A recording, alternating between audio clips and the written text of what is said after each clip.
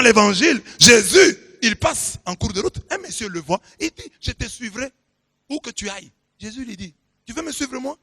Les oiseaux du ciel, les bêtes, ils ont des logis, des tanières, des nids. Mais moi, je n'ai pas d'endroit où reposer ma tête. Si tu veux me suivre, sois conséquent. Sois conséquent. Tu n'auras pas d'endroit où dormir. Nous allons passer nuit à la belle étoile. C'est une vie de souffrance à laquelle tu vas t'engager si tu te décides de me suivre. Ça, c'est Jésus. Ce n'est pas un démagogue, mais c'est un pédagogue. Au lieu de flatter les gens, de leur dire, venez, je vais vous donner à manger, je vais vous donner ceci, vous aurez des maisons. Lui leur dit, quelqu'un qui lui dit, je vais te suivre, il dit, tu veux me suivre? Ce n'est pas facile, me suivre. Tu passeras la nuit dehors. Tu seras un SDF.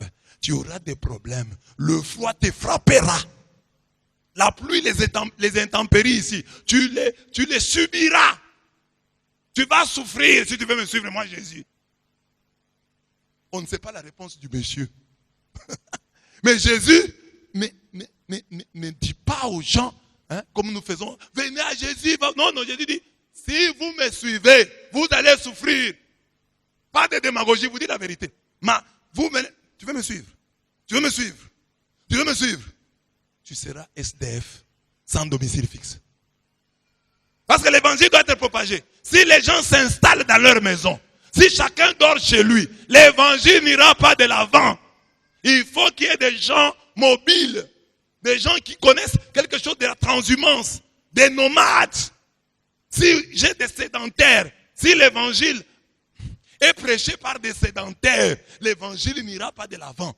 Il faut des nomades, des gens qui connaissent la transhumance. Ce sont ces gens-là qui savent se déplacer, qui doivent prêcher l'évangile. Des gens souples, qui n'ont pas où reposer leur tête. Ça, c'est Jésus.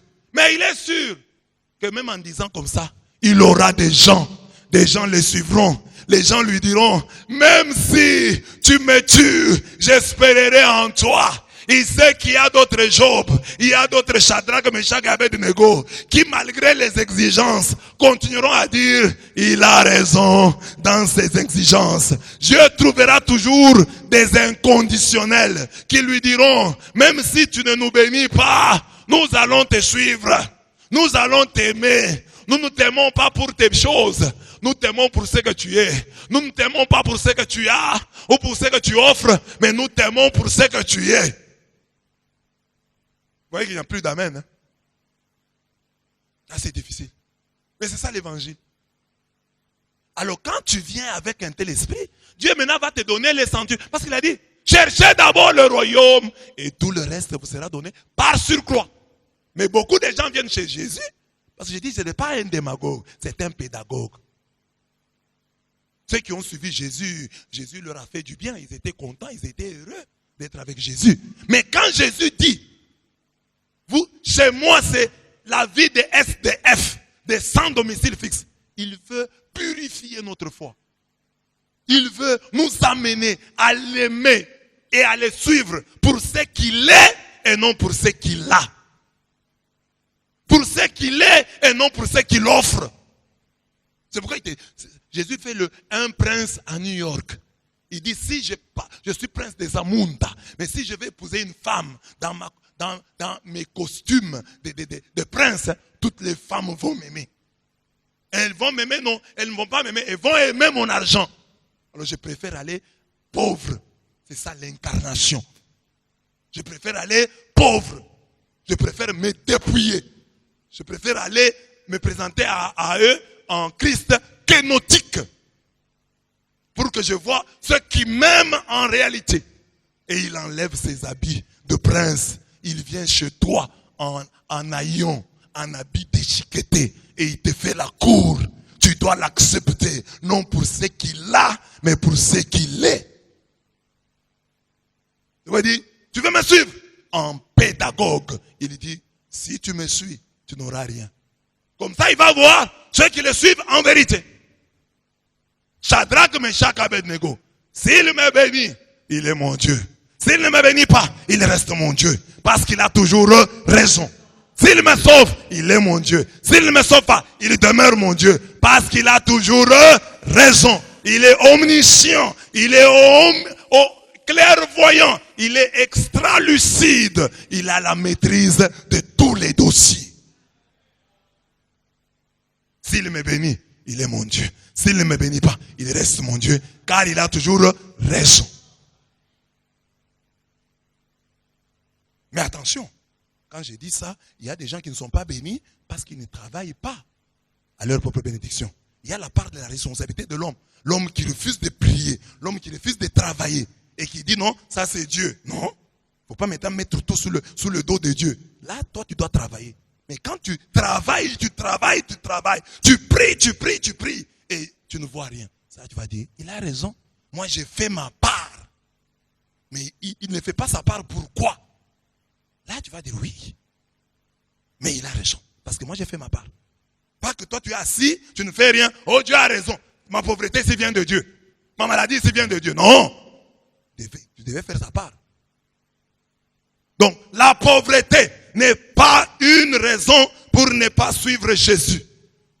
Il y a beaucoup de gens qui refusent même de venir à la messe, qui refusent de venir à la prière parce qu'ils n'ont pas d'habit. Ah, moi, j'ai seulement 3 robes. Maintenant, ça fait 3 dimanches, je vais là-bas. On a déjà vu toutes mes 3 robes. Comment je vais rentrer encore là-bas? Qu'on me paye une 4e, comme ça, je vais partir. On ne vient pas à l'église pour montrer ses habits. Viens avec tes vieux habits à l'église et dis à Dieu, voici les habits que j'ai. Vous savez, beaucoup de gens ne sont pas élevés, bénis par Dieu. Pourquoi? Parce qu'ils sont des hypocrites.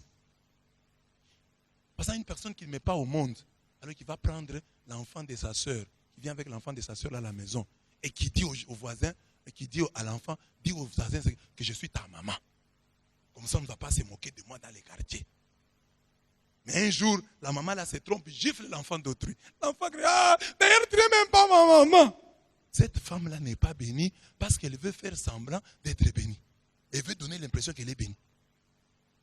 C'est que les gens se moquent de toi. Alors là, Dieu se lèvera. Seigneur, ils se sont moqués de moi. Lève-toi. Mais toi, tu caches. Tu as maigri. Tu refuses de venir à la prière. Oh, j'ai maigri. Si je vais comme ça à la prière, les gens vont parler. Ils vont même dire que j'ai le sida. Viens à la prière. Même quand tu as maigri. Viens à la prière. Que la pauvreté, que le manque d'argent ne t'empêche pas de venir à la prière. Oh, je ne vais pas aller à la prière aujourd'hui. Je n'ai pas d'offrande. Je n'ai pas d'offrande. Maintenant, quand les autres vont se lever là, moi, je vais rester assis. Je ne pars pas. C'est pourquoi Dieu ne te bénit pas. Adore Dieu en esprit et en vérité. Il ne faut pas pour venir à l'église. Il y a des gens qui empruntent des habits d'autrui. Oh grand frère, donne-moi un peu ta veste là que j'ai avec. Il y a des frères ici, hein, on l'a vu avec une veste une seule fois. Et depuis, on ne l'a plus vu avec cette veste. Ce n'était pas sa veste. C'était la veste d'autrui. Demande à ton voisin là, où est ta veste là? Ton ex-veste. Ex-veste. Veste disparue, portée disparue. C'était emprunté. Il y a des gens pour venir même à l'église, ils volent les chaussures de son père. Ils volent le pantalon de son papa. C'est lui qui a vu Jésus dire, je vais te suivre partout. Et Jésus lui a dit, si tu veux me suivre, sois conséquent. Hein? Sois conséquent. Chez moi, il n'y a pas de blague. Or, les gens auraient voulu que Jésus dise, oui, tu veux me suivre. Tu veux me suivre. Entre je suis très content. Hein? Donc, je vais te donner à manger, je vais te donner à boire. Et quand tu auras le deuil, je viendrai chez toi et je vais te porter sur le dos. Non. Je vais te suivre. Petit, on ne me suit pas comme ça. Moi, je ne blague pas. Et Jésus était sûr, comme il a toujours raison, il est sûr qu'il trouvera des gens qui vont le suivre malgré ces conditions difficiles. Ils existent. Comme hier, il a plu ici. Il y a des gens qui sont venus à la messe. Quand toi, tu n'es pas venu, les gens sont venus. Sous la pluie, sont venus. Et ils sont arrivés à temps. Dieu ne manquera jamais d'adorateurs. Dieu ne manquera jamais de serviteurs.